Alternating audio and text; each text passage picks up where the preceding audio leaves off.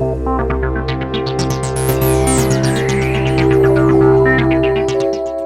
when you're leading a brainstorming session, I would suggest to you that you don't urge people to engage in outside-the-box thinking, but rather find brand new boxes for people to wander around in.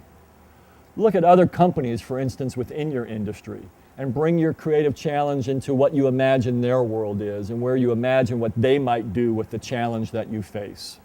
Or then look at other industries altogether and understand their patterns of success and try to work your idea through their patterns of success and opportunity.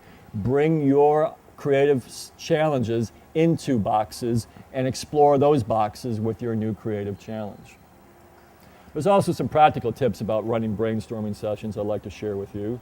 I urge you to always keep your group at 10 or fewer. It turns out that once you have more than 10 people in a creative brainstorming session, somebody's going to drop out, somebody's not going to participate, somebody doesn't feel like there's room for them, and as soon as one person begins to drop out, you'll often find that that gives other people permission themselves to not participate in the brainstorming session. So 10 should be the maximum number. 7, 8, 9 is usually one of the best numbers to use for brainstorming sessions. You should also start with easy creative challenges. Where do you have the ball already on the 10-yard line and you can come across the goal line relatively easily with some creative solutions? So start with easy creative challenges. One of the easy creative challenges is just simply to determine where do you want to be at the end of the first session. Another tip, I don't know that you need to meet frequently, you certainly need to meet regularly. People need to have these creative brainstorming sessions as a regular, ongoing part of their activity. Doesn't necessarily mean frequently, it does need to be regularly. And then you should ask about what's going on with people in their thinking about innovation between the meetings.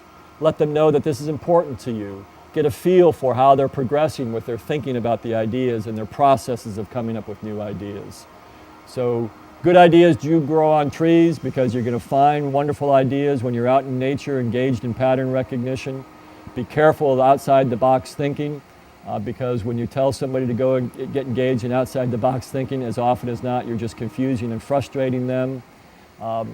And my best idea is to find other businesses, other opportunities that might have any sort of similar aspect to yours, and bring your idea into their world and try to imagine what they would do in the resolution of your creative challenge.